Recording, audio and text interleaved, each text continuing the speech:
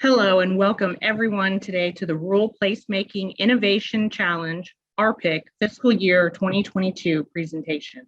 To get us started, I'd like to turn it over to Chris Seaver, Branch Chief, Regional Development and Assistance Branch at USDA Rural Development. Thanks, and here you go, Chris. Thank you. Good afternoon or morning, depending on your time zone. I'm Chris Seaver, Regional Development and Assistance Branch Chief for the Innovation Center. Thank you so much for joining us today as we discuss the Rural Placemaking Innovation Challenge. I wanted to kick off today just by saying how excited we are here at the Innovation Center in Rural Development to be able to put a focus on rural placemaking. As we all know, change and progress generally don't happen overnight, but rather are more likely the result of thoughtful planning, partnership, collaboration, all of that on the ground, hard work that you do in and out every day. Placemaking can be a really important process for rural communities, for your communities, to help drive community economic development aspirations, building on existing assets, community assets, creating communities where people want to live, work, and play is kind of a little bit of our tagline, or a general placemaking tagline. I suspect everyone in this session kind of already knows, has a sense of placemaking and how important it can be, how useful it can be, or you wouldn't be here.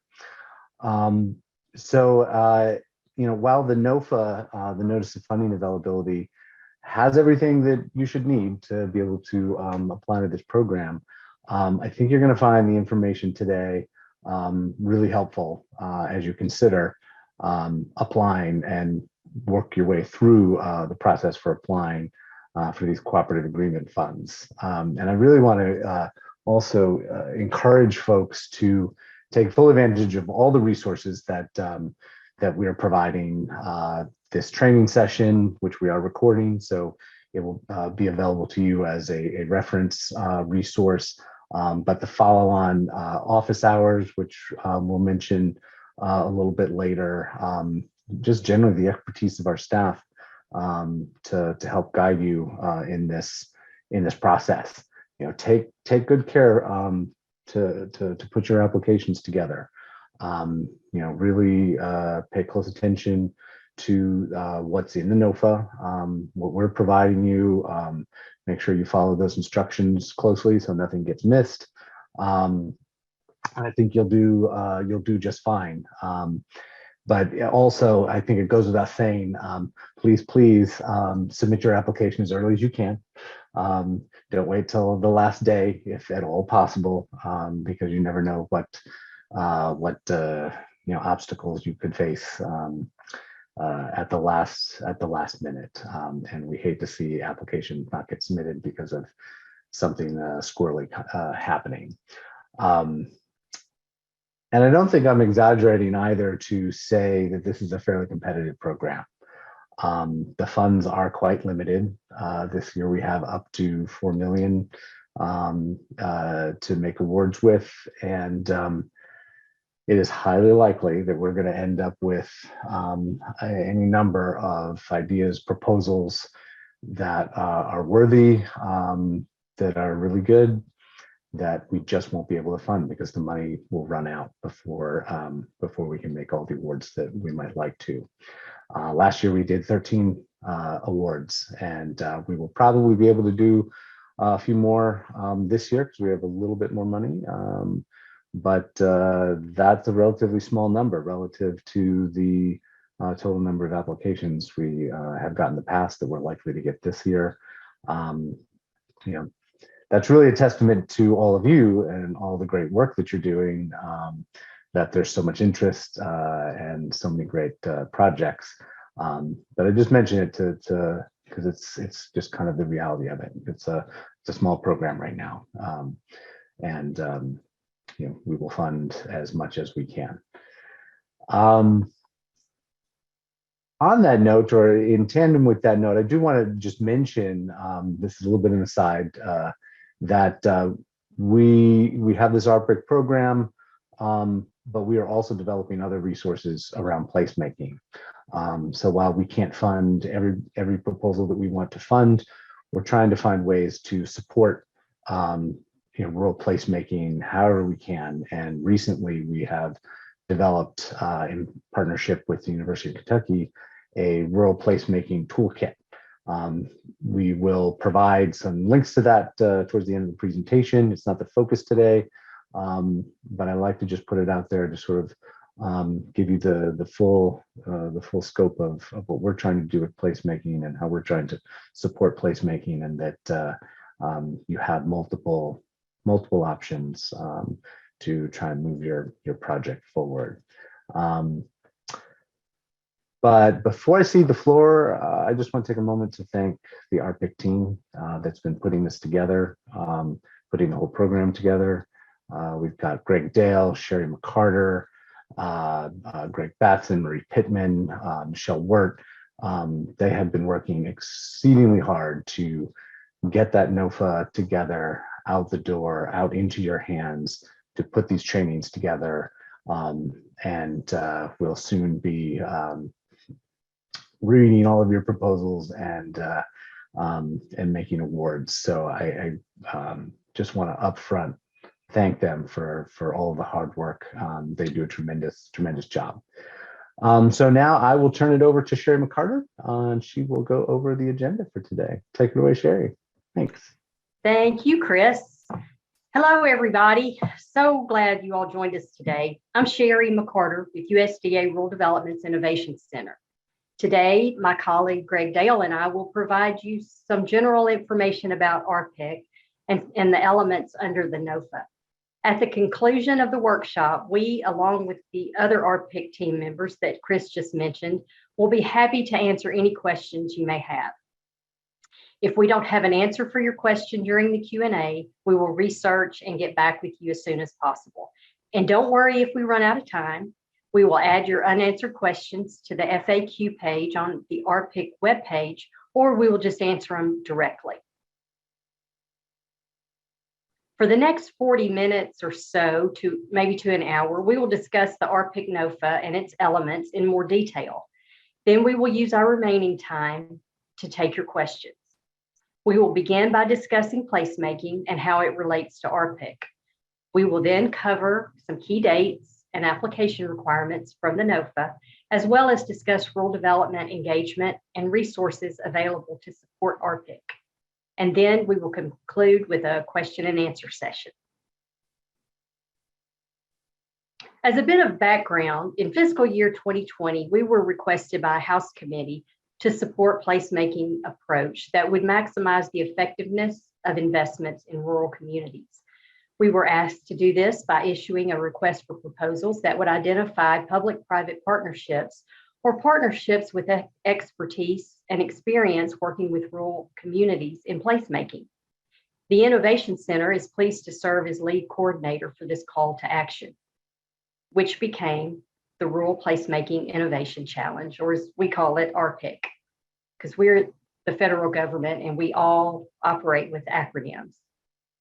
The purpose of Rpic is to support funding for technical assistance and training to rural communities for placemaking planning and implementation.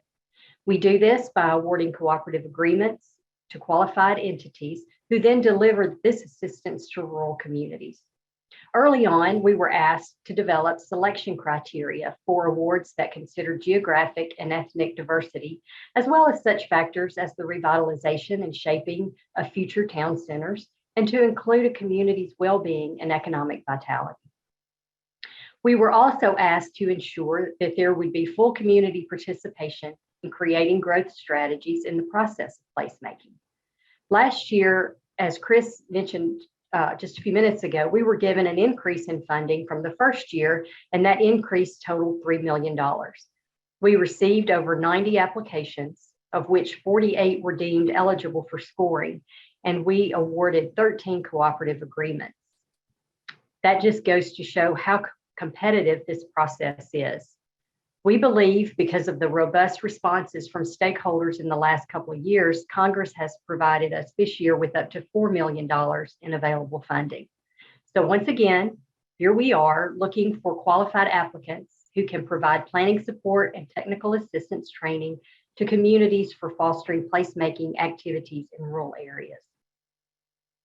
Part of the Rpic call to action from Congress was for us to develop an understanding of how our programs can serve as drivers for helping make rural communities more vibrant. Our expectation is that funds will be used to help enhance capacity for planning and implementation for broadband access, preserving cultural and historic structures, and support the development of transportation, housing, and recreation. Before we go any further, let's check in with our first polling question. Marie. Thank you, Sherri. Our first polling question is concerning placemaking. We want to know, what does placemaking mean to you? Please use the reactions button to participate in this poll. If you think that placemaking is A, creative and arts-based infrastructure, respond with a heart emoji. If you are leaning more towards B, incremental small-scale improvements employed to stage substantial investments, respond with an open mouth shock face emoji. Do you think the answer is C, creating a thriving downtown with social and cultural opportunities? If so, respond with the clapping hands emoji. If you think the answer is D, all of the above, then you should respond with the celebratory emoji, because D is the correct answer. Look at all those emojis. Thank you for participating in our first poll. I will hand it back to Sherri to elaborate on what placemaking means for rural America. That was awesome, seeing all of those emojis floating up. And thank you, Marie, for implementing our polling question.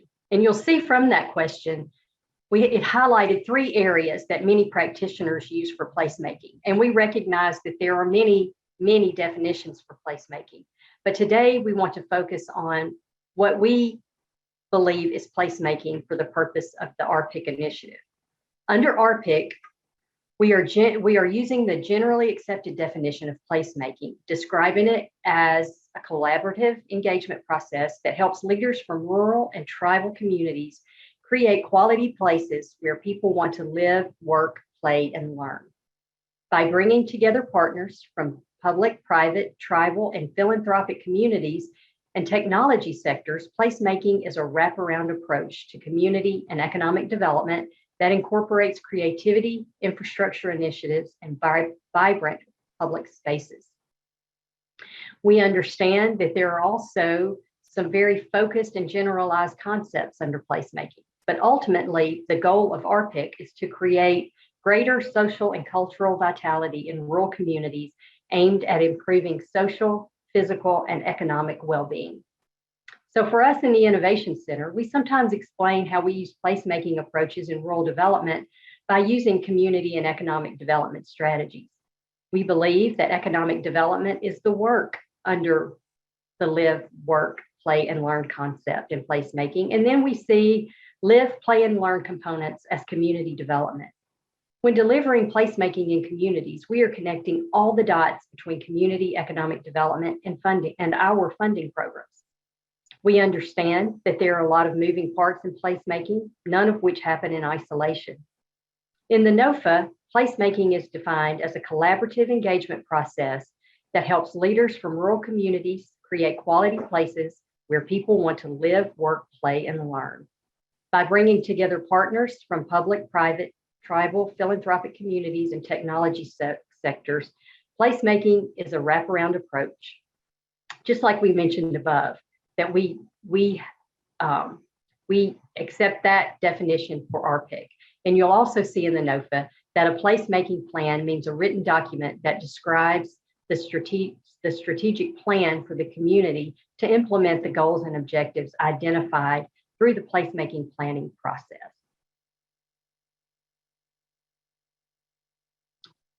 The NOFA explains that Rpic operates under the following concepts.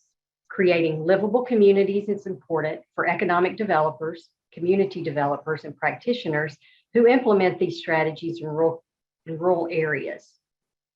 Placemaking practices include innovative and adaptive, as well as established technical processes and solutions. Partnerships are key to the Rural Placemaking Innovation Challenge and must be developed with public, private, and philanthropic organizations, creating new collaborative approaches, learning together, and to bringing those learned strategies into rural and tribal communities.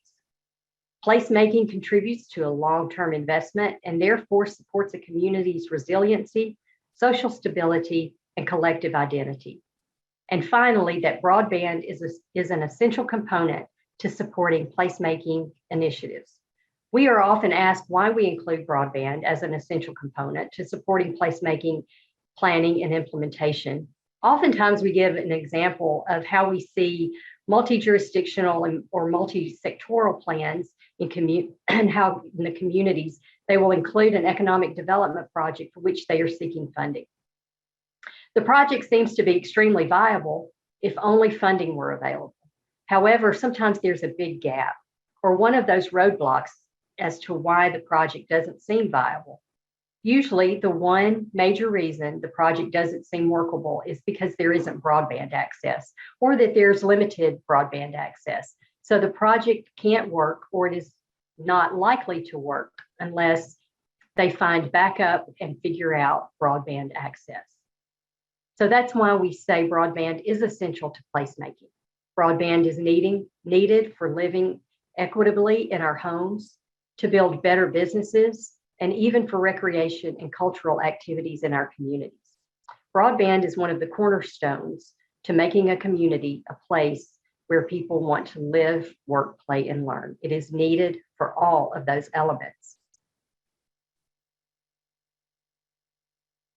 Placemaking often refers to quality of place. For Rpic, that means effective public places, having transportation options, multiple housing options, including restoration and repair, single family and multifamily housing option, preservation of historic structures, and respect of the community's heritage, arts, culture, and creativity. Recreation and green space. It includes a healthy local food system and, yes, broadband capability. Quality places are safe, connected, welcoming, and conducive to authentic experiences. They are accessible, have character and charm. They incorporate the physical fabric of the people who inhabit that place, and they should promote and facilitate civic engagement. Placemaking is about creating spaces in a homogeneous way that supports a community's vision and vitality and sustainability. Now, as we move forward, I'd like to turn it over to Greg Dale, who will provide details about the Rpic application process. Greg, it's all yours.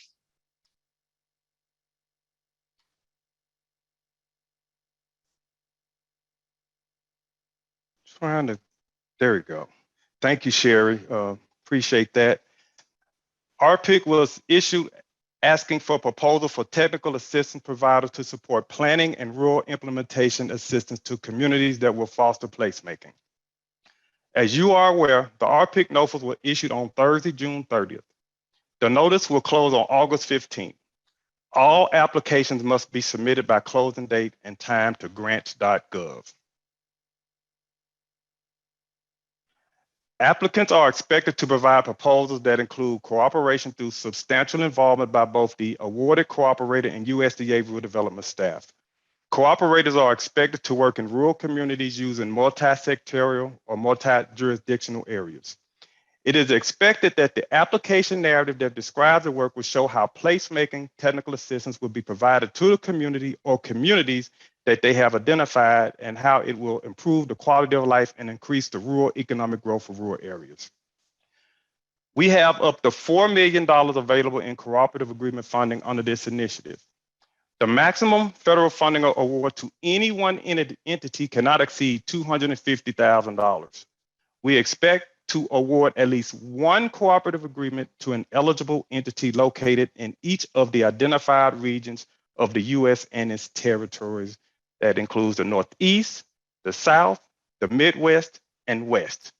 We do this so that we achieve geographic diversity. Some important dates. June 30th, 2022, 45-day application window open for the NOFA. August 15th, 2022, application deadline. Applications must be submitted to grants.gov no later than 11:59 Eastern Standard Time. Cooperative agreements are expected to be awarded no later than September 30th, 2022. Then, October 1, 2022, cooperators are to start their performance period and all work is to be completed within 24 months of the start date. Part 3 of the NOFA provides some specific definitions of terms and terms used throughout the notice. It would be useful for everyone filling out an application to have a good grasp of the definitions and how Rpic is using these terms in this initiative. So we would encourage you to review Part 3 of the NOFA that includes commonly used terms and definitions before preparing your application. The key definitions we would like to highlight today are on this slide. Multi-jurisdictional means more than one jurisdiction, where jurisdiction refers to a unit of government or other entity with similar powers, such as a city, county, district, special purpose district, township, town, borough, parish, village, state, Indian tribe, etc.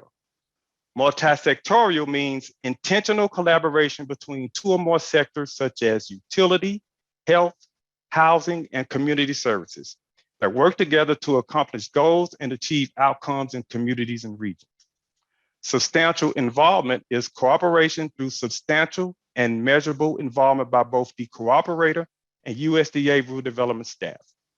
Proposals will support multi-sectorial or multi-jurisdictional projects in rural communities and demonstrate how placemaking technical assistance will be provided to develop implementation plans that can be aligned with the mission of USDA Rural Development to improve the quality of life and economic growth.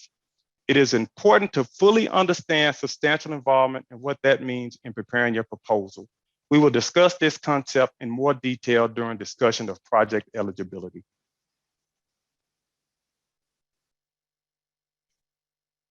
Applicants must meet eligibility requirements by application deadline.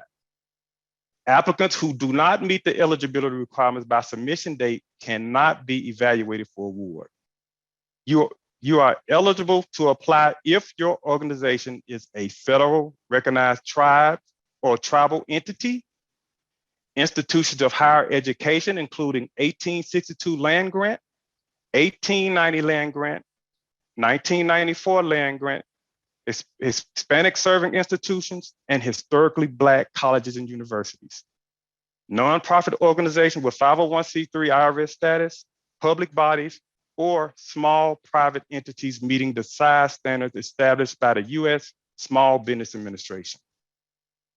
Not only do you need to be one of these eligible entities, but you also need to demonstrate capacity as defined in the NOFA. For Rpic, that means having previous experience with state and or federal grant administration and demonstrated experience in economic development and placemaking technical assistance. This information should be outlined in your executive summary of the narrative portion of your proposal. Now back to the idea of substantial involvement that I mentioned earlier. Because the award is through a cooperative agreement and not a grant award, this is important to consider as you prepare your proposal.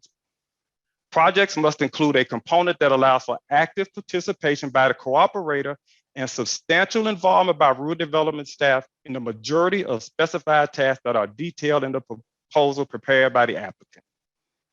Examples of measurable, sustainable involvement include, but are not limited to, joint convenings of community members, partners, and stakeholders, joint delivery of training for rural development programs, the development of training sessions and outreach materials. We expect the proposals to stipulate how the applicant plans to execute the work with rural development involvement. Other things to consider for project eligibility include whether work is to be performed. The project must directly benefit a rural area, and all ultimate beneficiaries and or sub-recipients must be located in rural areas. Also, any activities or tasks must occur in rural areas.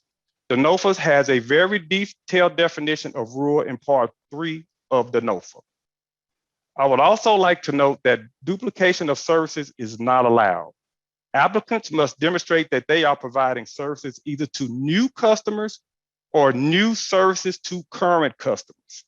If the applicant's work plan and budget are duplicative of a previous and or existing Rpic award, the application will not be considered for funding, and rural development will make this determination.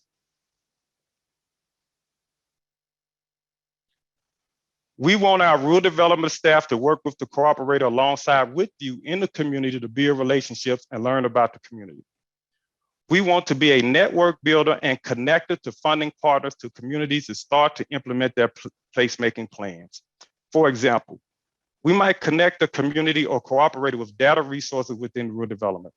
If we are part of the engagement process, then we can learn about barriers to program delivery, and we can then bring that information back to our teams within rural development and other policymakers. That is why including our rural development staff in the engagement process is an important part of Rpic, and that's why Rpic is awarded as a cooperative agreement. The NOFA provides information about how much should be documented and submitted. Please review Part 4, Section C, Cost Sharing and Matching Funds Verification in the NOFA. A minimum 15% match of the federal grant amount requested for the Cooperative Agreement Award is required by all applicants. Matching commitments have to be cash if only by the applying organization, or a combination of cash and confirmed funding commitments are with a third party in-kind contributions.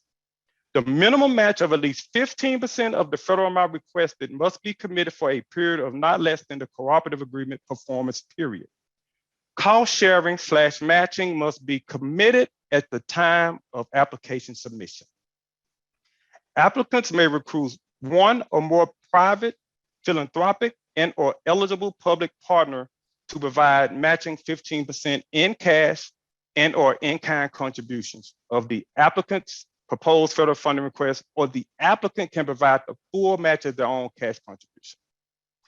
It is permissible to provide a combination of a third-party in-kind contribution from a partner and cash contribution from the applicant, but it is not permissible for the applicant to provide their own in-kind contribution as part of the match combination. If the applicant is going to provide their own match contribution, that match must be documented as a cash contribution. We strongly encourage you to read the NOFA to understand the details on how to document matching funds contribution. The written proposal should be assembled into one or more PDF files and should conform to the order that the evaluation criteria are presented in Part 6, Section B to the NOFA. The completed PDF file should be uploaded into grants.gov as an attachment to the application. The maximum limit for the written narrative section of the application is 25 pages. The written narrative is considered to be from sections A through G of the scoring section of Part 6 of the NOFA. The additional addendums or attachments are not counted against your maximum page limit. Applicants are expected to submit placemaking proposals under this notice that include multi-sectorial or multi-jurisdictional planning partnerships within at least one region as defined in Part 3 that will provide measurable results in helping rural communities create greater social and cultural vitality in rural communities. The entire written narrative proposal includes the following sections in the order you see them on this slide: executive summary, work plan / soundness of approach, organizational capacity, qualifications, partnerships, targeted impact, performance measures, and then if you want, your optional innovation seed grant. Option 1 for this optional seed grant for projects highlighted in the placemaking plan, and option 2 for projects highlighted in the placemaking plan and specifically address the targeted impact identified in the NOFA. Although not scored, the executive summary provides a snapshot of the whole project. You will find a detailed explanation in the NOFA of the requirements needed in the executive summary. Sections A through F provide a detailed approach to the project, and section G is the optional seed grant. As you may recall in the introduction of this workshop, we discussed that in the House Committee's call to action, we were asked to consider some specific selection criteria for evaluating proposals, some that included geographic and ethnic diversity, as well as such factors as the revitalization and shaping of future town centers, and to include a communities or counties' well-being and economic vitality. We were also to ensure that there would be full community participation in creating growth strategies in the process of. So in developing criteria to evaluate proposals, we ask our applicants to describe in their work plans the geographic location and the communities they will serve. The NOFA requires that the cooperator serve a multi-sectorial or multi-jurisdictional area.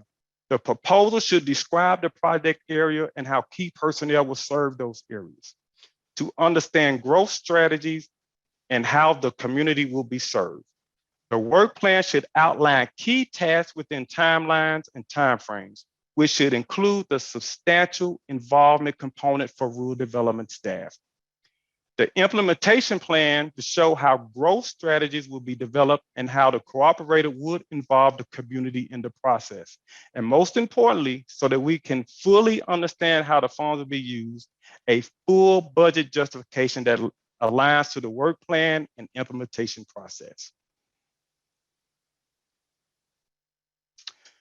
In the interest of time, I won't explain the scoring of every criteria, but the NOFA does a very good job describing how each section of your written narrative will be scored.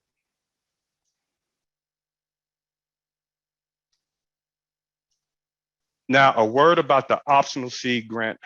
First, what it is and why is it optional? These seed grants are considered small financial awards for the purpose of getting a specific project implemented in the placemaking plan. The applicant can set aside from the applicant's awards funds for an innovation seed grant up to a maximum of 10%. These criteria will be scored only if the proposal and budget provides for a system of funding what we are calling an innovation seed grant. It is up to the applicant to decide if they want to participate in these innovation seed grants. If participating in the optional innovation seed grant, the applicant must submit separate matching funding commitments letters that specifically annotate that funds are allocated to the innovation seed grant. The funds are to be cash commitment to the seed grant. There are two options for scoring under this criteria. Option one, where the system lets the seed grant to be used fund a new and innovative project that is highlighted in the placemaking plan. Option two is very much like option one, except that the new and innovative project that is to be funded needs to be targeted to the targeted impact that is highlighted in section E of the scoring criteria, the impact being for broadband infrastructure, deployment, or access. Sherri, I'm going to hand this back to you now to introduce the Rpic website to our participants.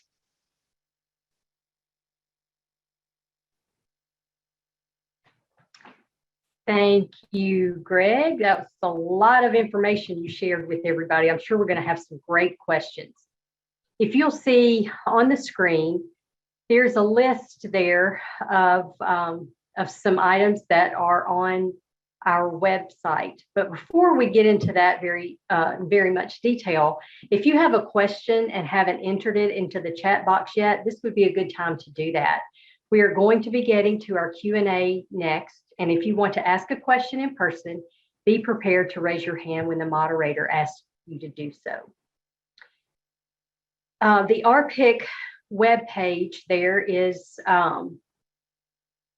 www.rd.usda.gov/Rpic. And you'll find the application information, a fact sheet, FAQs. You can sign up for virtual events. And also, I saw a couple of questions in the chat about previous awardees. At the bottom of the page, there's a link there that can take you to a list of previous awardees and what their projects are. So I would encourage you to take a look at those as well. There's a screenshot there of the web page, and you can see just that first topic. There's a Federal Register notice. That's your link to the NOFA, and the fact sheet. And there's a place for virtual events. And you all saw that, I'm sure, because you registered for today's event. But that's where you will find any kind of virtual event that we're going to have and information about office hours. Next slide, please, Greg. I want to take a minute and point out two very important placemaking resources. And Chris, okay, maybe not that one just yet. Greg, can you go to the next slide, please? There you go. The placemaking resources that we think are very important. And as I said, Chris mentioned the first one earlier in his remarks, but hopefully some of you who are with us today had an opportunity to attend the Placemaking in Small and Rural Communities conference that we held back in May. During that conference, we rolled out the Rural America Placemaking Toolkit. And these are excellent, they're excellent resources on that, in that toolkit, such as a Get Started guide, the successful placemaking projects that are listed, as well as technical assistance and financial assistance directory. The University of Kentucky, as Chris mentioned earlier, we were in a cooperative agreement with them to put this on, and they've done a great job in assembling all this information on this toolkit web page. And I feel like that this web page is one that you're going to want to bookmark. And speaking of bookmarking web pages, please add the Rural Development, Rural Placemaking web page to your list as well. There you can find a link to the toolkit and then any other information that we will have for future placemaking conferences. Now that we've identified resources to assist you in this process, I'm happy to turn it over to Maggie, who will be our moderator for the Rpic Q&A session. Hi, and before we get started, I'd like to go over just a few of our housekeeping items as a recap. If you'd like to raise your hand to be called on to ask a question, please use the reactions button, raise your hand, and then we'll call your name and ask you to unmute yourself so you can ask your question verbally. In addition to that, you can also enter your questions in the Q&A box or the chat box. And with that, I'll turn it over to Marie. Marie, do we have any questions in the chat? We do. Hi there. Thanks for the opportunity to ask a question. Just to be clear, the final deliverable must be a formal placemaking plan. It could not be also used to develop architectural plans for the placemaking space itself. Greg, I'm gonna let you, Yes, I'll answer that. That is correct, that a placemaking plan will be developed. This program cannot fund architectural engineering plans. All right, thank you, Greg.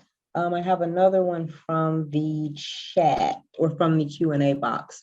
We are a nonprofit, and some of the board members have experience administering federal grants in our other jobs. But the nonprofit itself does not have prior experience administering grants. Is our nonprofit still eligible to apply, given that board members have this experience? And I would be interested who would be responsible for working the grant. Actually, like I said, do they have the experience needed to work that grant? That'll be a question for me. And we have in past times used that experience from people that are actually administering the program. But like I said, we'll have to, Sherri, you got any comments on that in regard to the board members having that experience? I would just kind of reiterate what you just said. And I see the response in the chat there. Yes, the people with the experience will be the ones doing the administration, which I'm understanding that means we'll be doing the grant administration. You would just need to make sure that you were very clear about that in your application, that you note the experience that your board members have and how they will be administering the grant, what their role will be, and how they'll be involved in that grant administration process. Good point. Thank you for that, Sherri. Are sub-grants to project partners an allowable expense? So, when you said sub-grants, well, let me tell you what Rpic does allow. You are allowed, if you are providing placemaking activities, to contract out some work. We realize that, one entity is not going to be able to do anything, be it broadband, healthcare related industry, things like that. So, a lot of these things will be outsourced. So they will be, I guess, sub-grants or contracted work with Rpic. So, but when you, what was that term again? When you're just providing funds to a partner, you'll have to show that they're being contracted, what the work that they are doing that is applicable to the planning process that you have developed. We need to have a clear understanding of what is involved in that.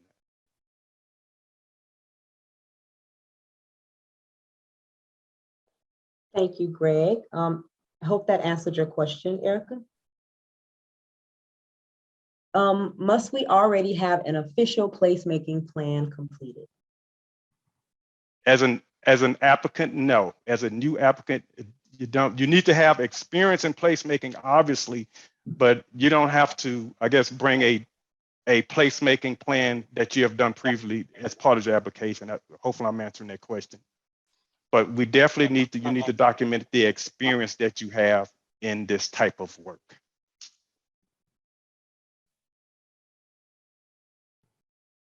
Thank you, Greg.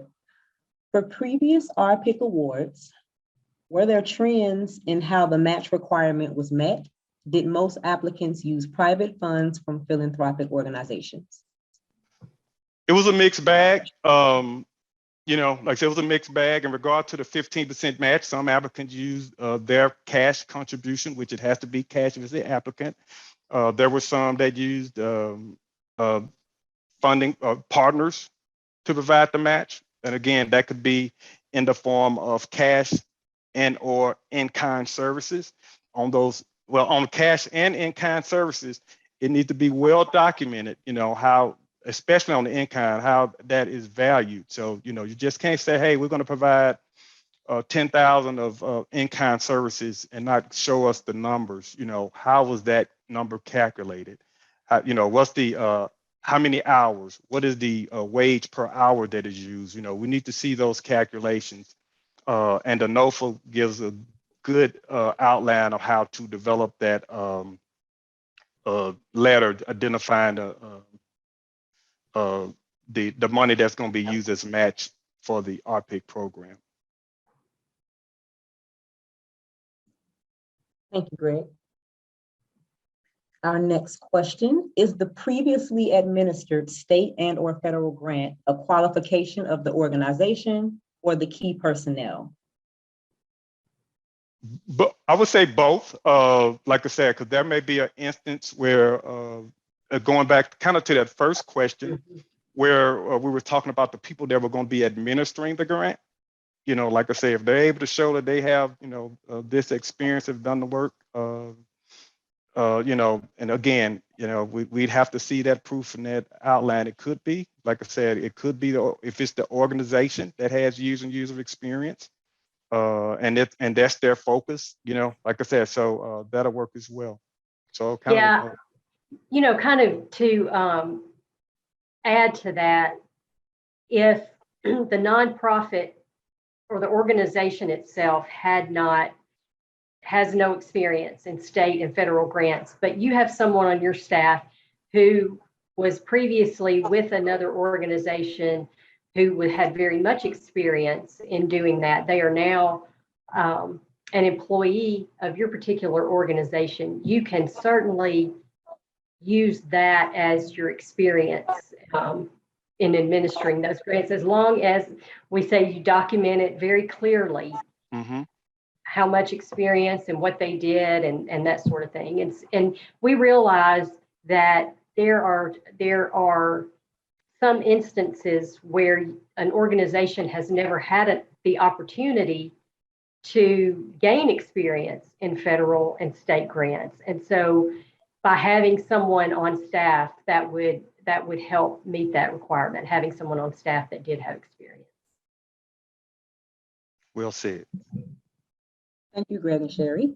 Our next question is the match amount for the optional seed grant on top of the 15% or within the 15%? Do you need to identify? Oh, go ahead. It's a two-parter, but go ahead. Oh, okay. Sorry for interrupting, but I'll go ahead and answer the first part.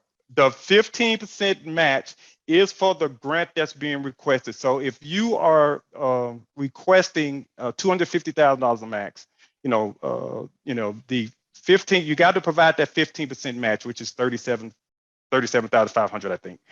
So you have to provide that. So that's that match number one. Well, you've decided on that same $250,000 to do an optional seed grant, where you can set aside 10% of that 250, which is 25,000 for the optional seed grant. And to that question, yes, that match for that 25,000 seed grant will have to be separate. It's totally separate. So you're dealing with two separate matches, two separate letters of verification on the matches. And that has to be well documented as well. Like Absolutely.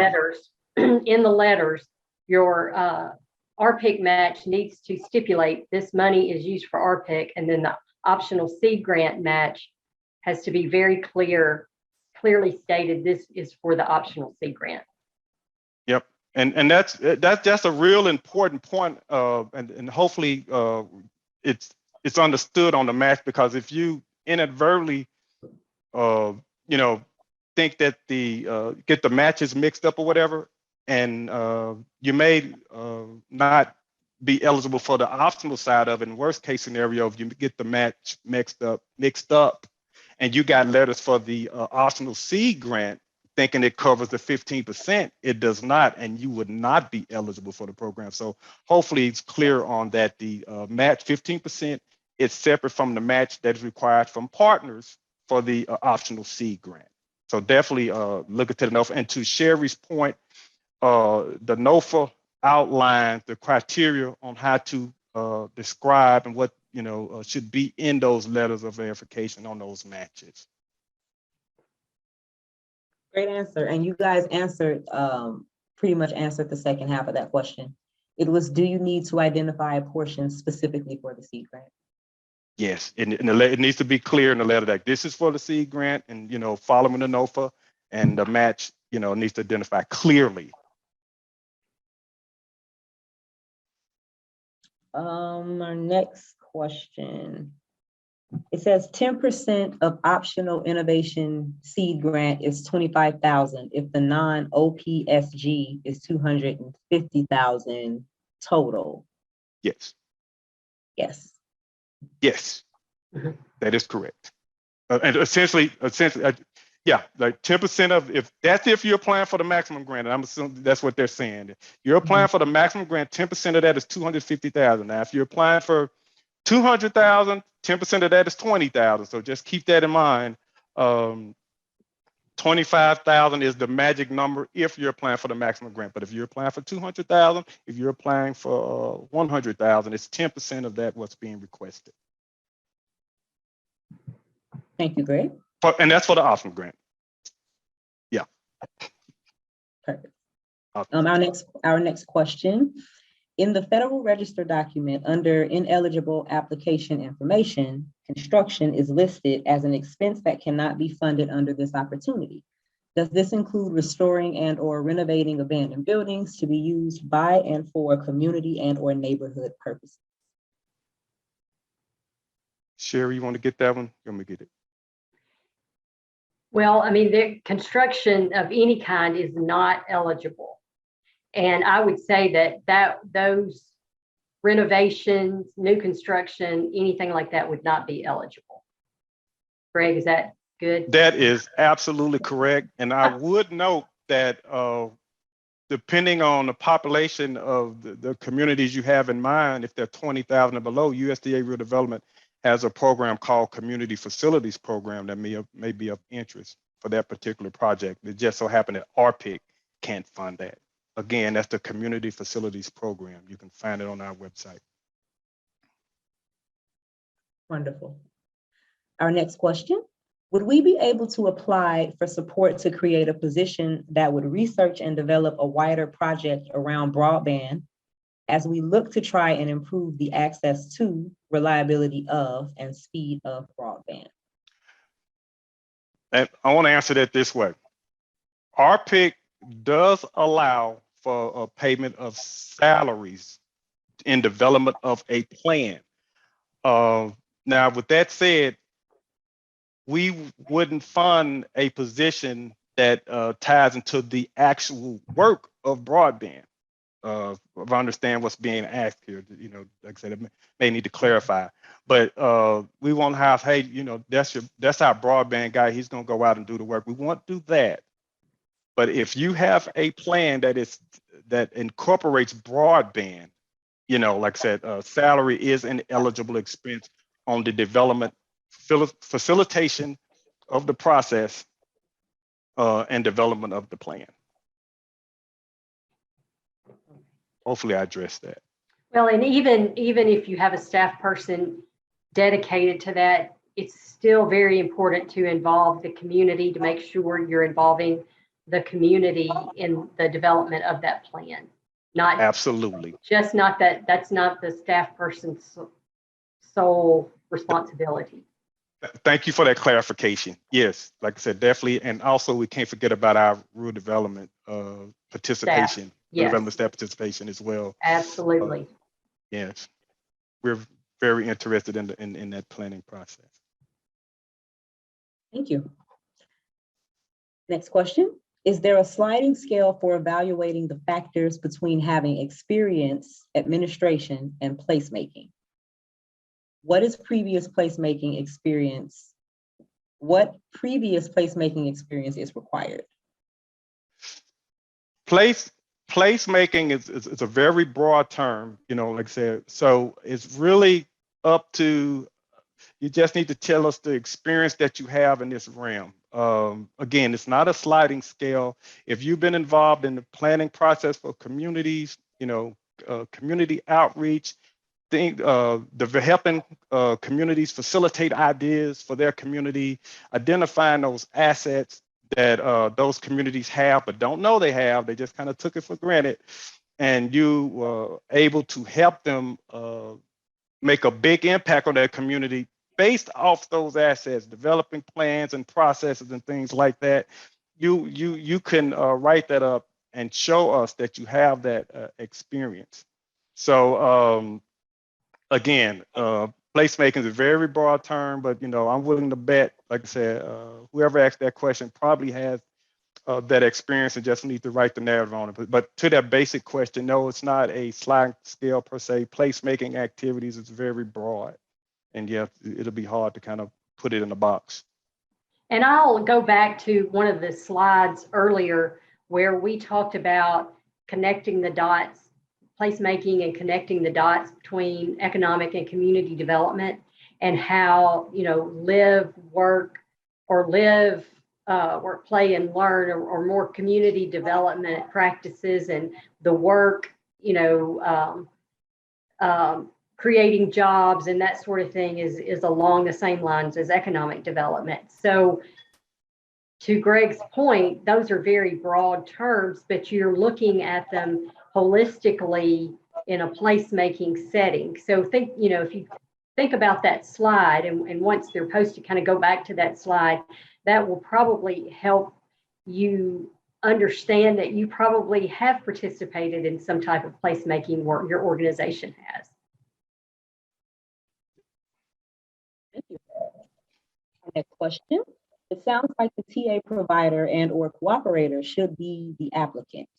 if a county is the applicant, do we need to engage a TA provider, or if nonprofits and community groups do this convening and or facilitation, is that okay? What makes a stronger application? I'll take that. Eligible. There's a lot of things to mention there, but I'll talk about the county. Public body is an eligible applicant, which means a county government, city government, they are eligible applicants. And the question was, are they required or do they need to reach out to a TA provider? Is that the gist of it? The question? I think so. I believe it is.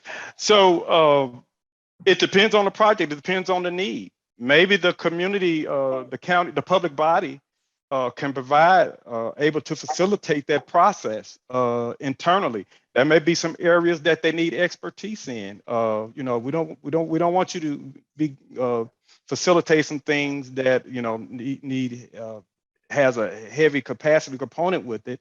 You know, you can outreach those. You can you can get a contract to provide those services. So it just depends. So short answer. No, you don't. You don't have to, but you are allowed to entertain a consultant if there's an area you just need to outsource that expertise in. And I'll address the last part of that question. What makes a stronger application? Because this is a competitive process, we can't say what would make a better application.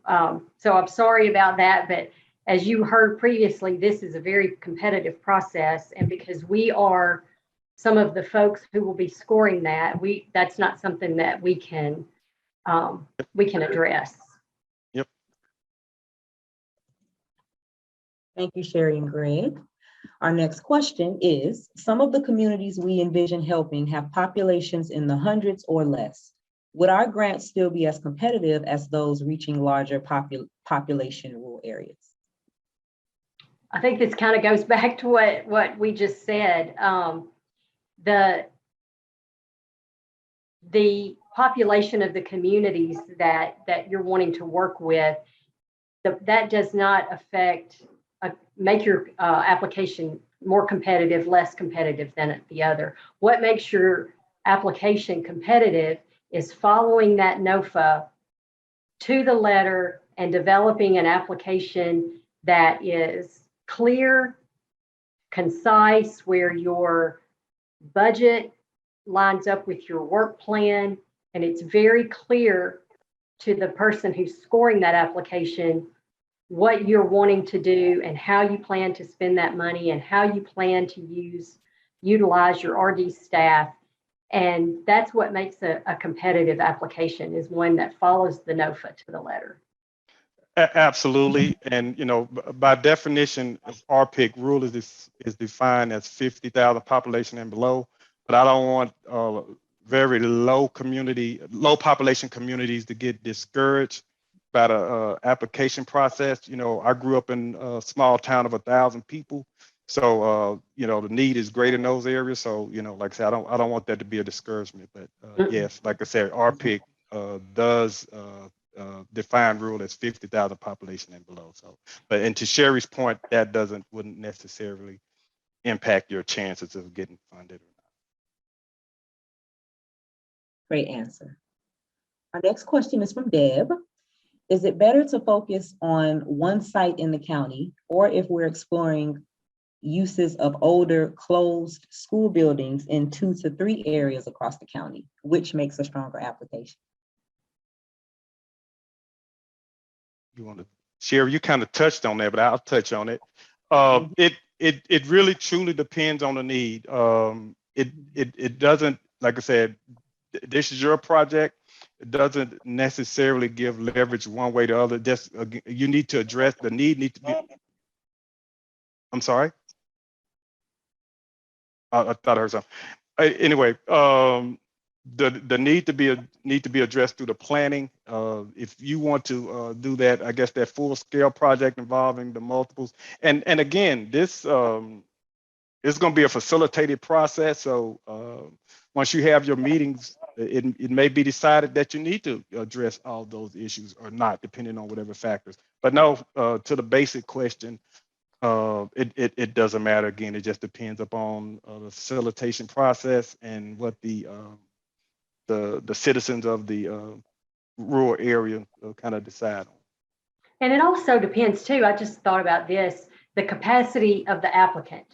If the applicant has the capacity to be successful working with many communities, that's great, but the applicant may have capacity to work with one community and have a great project as well. So I think it just depends, a lot of it depends on the capacity of the applicant. Absolutely. Thank you for that. Our next question is from David. In regards to the encouragement of projects supporting broadband infrastructure, would an effort that supports digital literacy and/or understanding of the Internet of Things, Microsoft Suite, Adobe, Zoom training, etc., align with this grant? Can you repeat the Yeah, I was understand? going to say, could you read that again? Repeat that. Read that again. In regards to the encouragement of projects supporting broadband infrastructure, would an effort that supports digital literacy or understanding of the Internet, Microsoft Suite, Adobe, Zoom training, things like that, align with this grant? Only thing I would say, Sherri? No, go ahead, Greg. I was going to ask a question, but go ahead.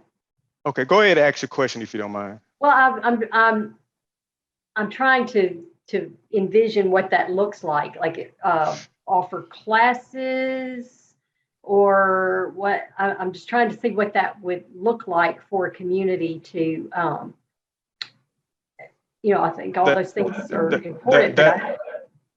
Yeah, it's very specific, and that doesn't necessarily mean it won't qualify for placemaking, but it's just that's where it's up to the applicant to really provide a good narrative on what they're trying to do, to obtain that goal. Again, placemaking, is where applicant's going to come up, do facilitation, identify those assets in the community, and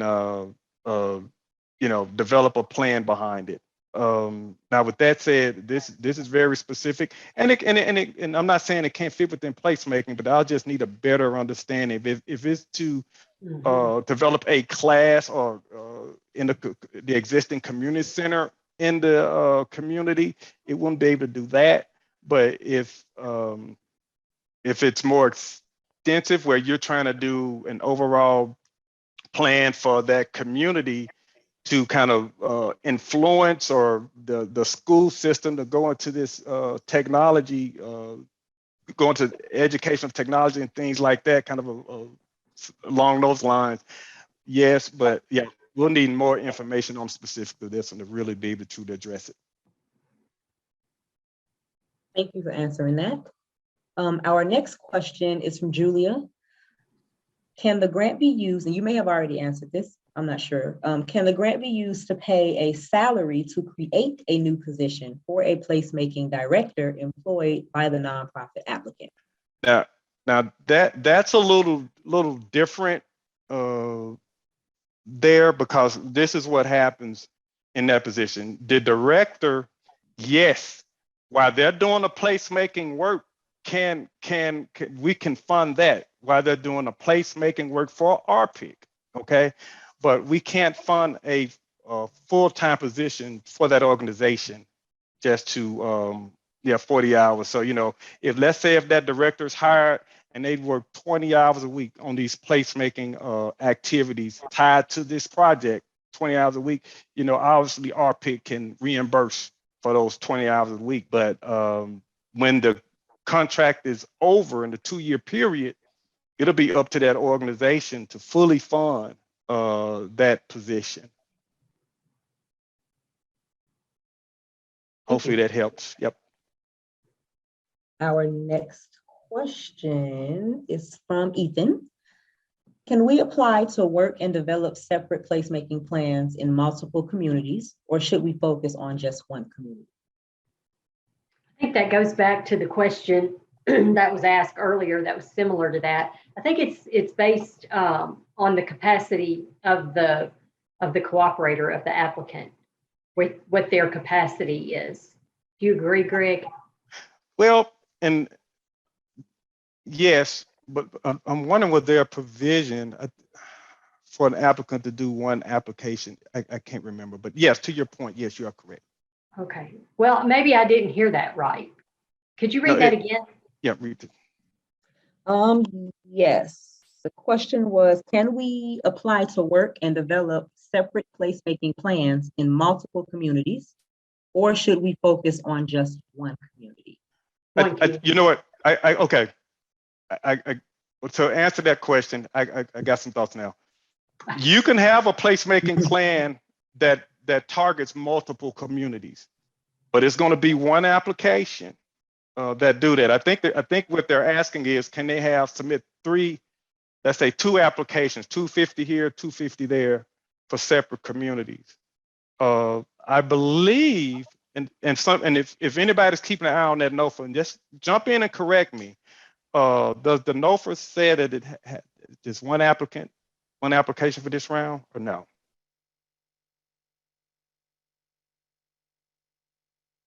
But again, one application can do multiple communities. We may need to follow up on that piece. The NOFA says applicants may not submit more than one application. That's what I thought. That's what I multiple- thought. You can Go serve ahead. multiple communities within one application, Right. but one entity cannot submit more than one application. Right. Absolutely. Thanks for that. Excuse me. But I knew Thank you I guys was. for answering. Yeah. Thank you, Greg. Thank you, Sherri and Chris. We have another question from Deb.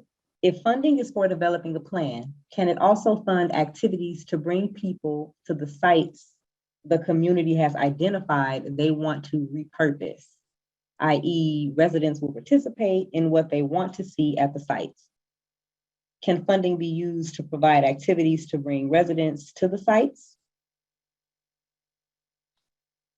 I'll read that again. You got it? You see what she's saying? So to fund activities like a meeting, I guess you need to define activities like fun events or things like that. I don't think so, but like obviously we'll be able to fund meetings and things like that. But like I said, just won't be able to fund like a city get together or nothing like that. But hopefully that answers that question. And in a meeting, that's going to be the salary of the people doing the facilitation. I guess if there's rent required for the facility, something like that, that'll be okay. But that's generally it. Now, with that said, let's say in that scenario, you had the optional seed grant available and projects are identified in that plan. So you got this, again, this small project, you got the $5,000 seed grant, you got the $2,500 contribution from an outside source, total $7,500. And you got this project that's identified in the plan. Of course, you'll have to develop a process and make them understand how you're going to work that, but potentially you could fund that project using that innovation seed grant. So that's something you may want to keep in mind. If the person that's going to do an application, that they can make a provision in the application where they want to pursue the seed grant, so they can fund some projects that are developed through that through the planning process. Wonderful. Thank you. Mm-hmm. And we have time for a few more questions, and whatever questions we don't get to, we will try our best to include them in our fact sheet on the website. Our next question is from Vincent. Is there an example of an awarded applicant's submitted detailed budget? Will the application need a cost allocation plan that has been submitted to a cognizant agency? So there are 2 questions. Is it an example of a budget? That's what been asking? Mm-hmm. No. But that'll be up to there's no a format as real. That'll just have to be developed by the applicant. You have to identify the expenses that are laid out that this Rpic grant will fund. The line items. It'll have to give us an understanding of how they were calculated. Things like that have to be really detailed. So we received all types of different ways of budget being developed, and it's just up to your current. If you have a current system of development budget, showing expenses, that should probably be fine with us. Was that a two-part question? I think I might have missed the second part. Yeah, it was. What's the Yeah, second it part? was. The second, will the application need a cost allocation plan that has been submitted to a cognizant agency? No, I don't. Sherri, correct me if I'm wrong, but I don't recall receiving those previously. I don't think we need it. Unless they're talking about I don't think that, are they talking about the negotiated, us government and our acronyms, the NIC or NICRA, negotiated indirect agreement? If they're talking about that, yes, but I'm not familiar with the term that they're asking about right now. Thank you, Greg. Yeah, the indirect cost rate agreement. Yeah, the negotiated indirect cost rate agreement. We will need that, but I'm not familiar with the other term that they were using.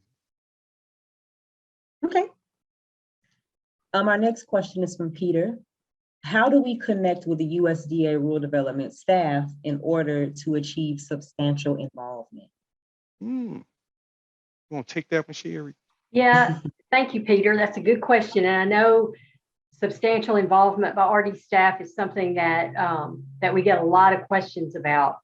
What you would need to do in your application is identify ways that you feel like RD staff could assist you in that in your project, and that can be anything from attending meetings. I know some of the ones that we had last year, local RD staff is involved in attending some meetings, community meetings, where the communities come together and talk about issues in their community and how to implement the plan. And the beauty of having RD staff there is that if there is something that comes up, just like Greg mentioned a minute ago with the CF program, maybe it's, it's not something that Rpic meets, that could meet their need. But if there's a local RD staff person in the audience and there's an issue that comes up and the mayor says, we really, really need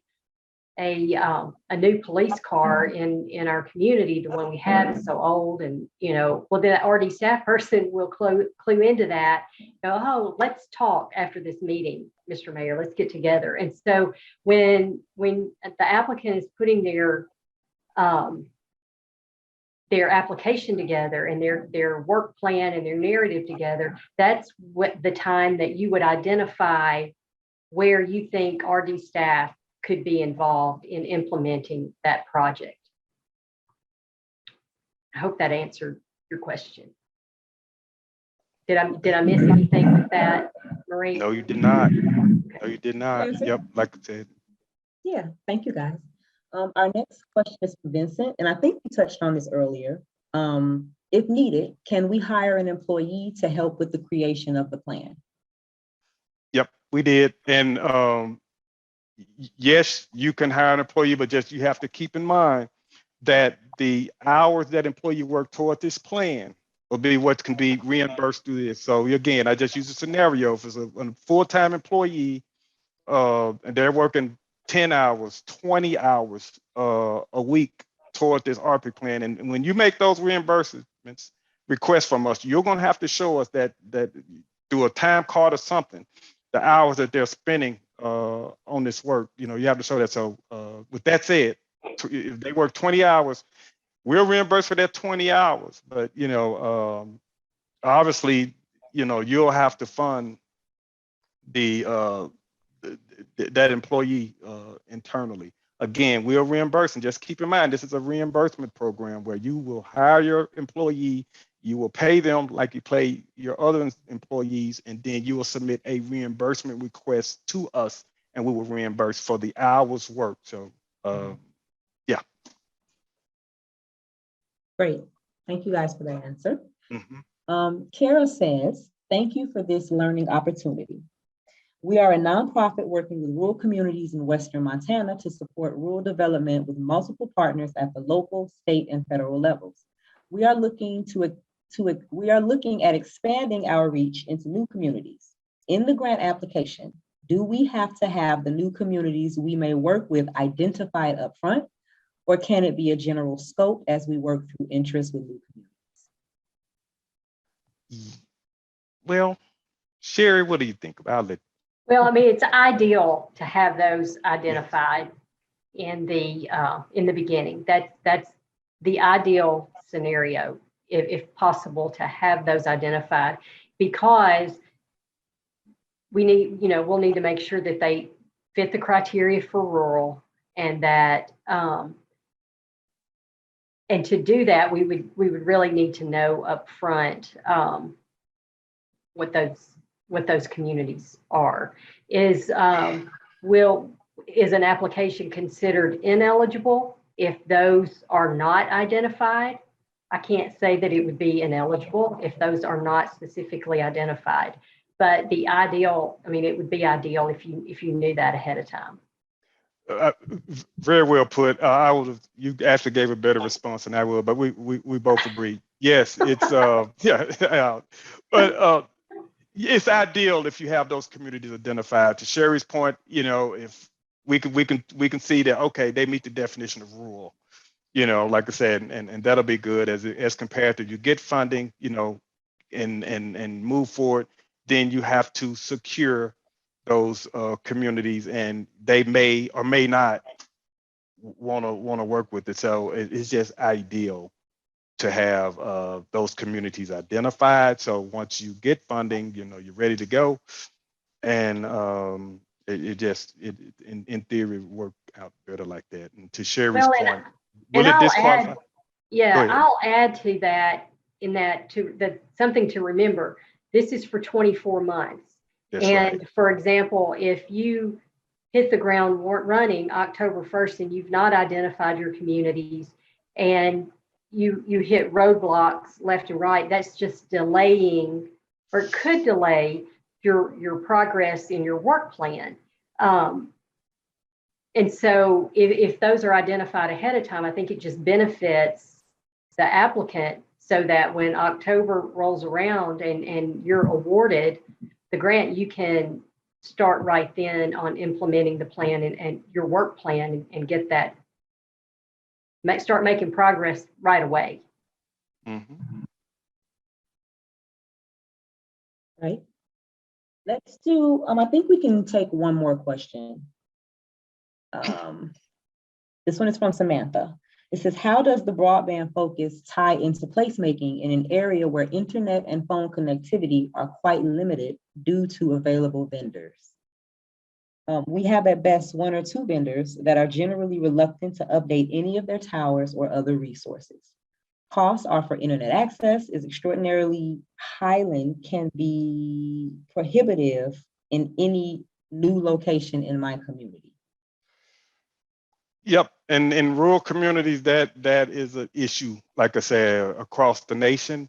I would just say this: the plan, just because of the need that you address there, and this does not have to be a broadband plan, if you will. It just, if it can incorporate this aspects of broadband in it, like I said, because essentially this is a plan just to guide the process of placemaking. Okay, if it's incorporate broadband, you can reach that threshold for that target impact if you want, but it doesn't necessarily have to be a broadband program just identified as a targeted impact. So Sherri, you got any thoughts on that?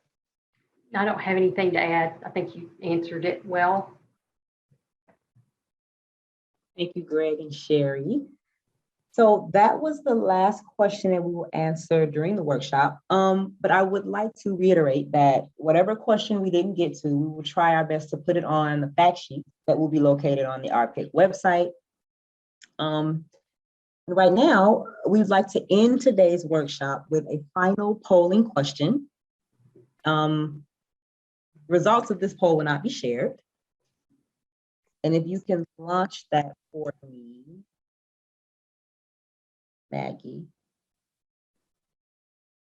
or launch it for our registrants.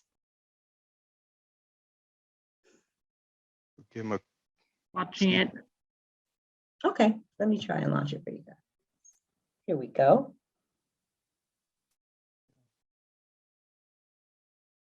There we go. How likely are you to submit an application under this NOFA? Definitely yes, confident that my entity meets eligibility requirements and you have an eligible project that fits Rpic. B, possibly, you still have more questions that need to be answered to understand if you are an eligible applicant and or if project fits Rpic. C, not likely, it doesn't appear your entity meets eligibility requirements or that your project fits Rpic.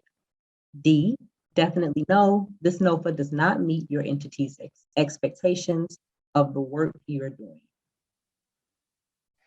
I'll give you a few more minutes to answer this question. And again, thank you guys for joining us and for participating. I would like to hand it over to Greg to give you upcoming office hours. Okay, and I noticed that as I look at the poll, we have 61% that say possibly still have questions. So let this next slide. That's a great segue, wasn't it? It really is, right? Yeah, we got over 60 some odd percent that have questions. Well, guess what? Obviously, you on the NOFA, myself and Sherri identified as contacts for this program. You can reach out to us that way for individual questions. But we also have upcoming office hours scheduled. And what that is where you call us up. We're going to set aside an hour where you can access any questions that you have. But by July 20th, next week, and you'll probably have questions. You can run those by. So on July 20th is the first office hours. So that'll give you a few days to kind of jump into the application process, see if you run into any questions that you have there. You can do it during that time. On July 21st, next Thursday, the office hour is going to have a tribal focus. So this is going to be for our tribes and our tribal entities that have questions. They can call in on that day. Again, this office hour on the 21st is tribal specific. That does not mean that tribal can't tune in on other office hours, but this will be tribal specific. 2 Eastern on July 21st, and August the 3rd will be the final office hours where you can participate, listen in, ask questions about the Rpic program. When available, registration links will be posted on the Rpic website. So, great. Thank you, Greg. Yep. Okay, well, I just want to end today and thank you all so much for attending the workshop. We really appreciate it because when we hear questions from you, we're learning as this process goes on, and it's just great to hear some of the questions and gives us a lot of things to think about and how we can help you even further. But I just want to also reiterate what we talked about earlier is that it's because of you that we have this overwhelming interest in placemaking and in helping rural communities. And then we couldn't do it without you. So thank you so much and have a great afternoon.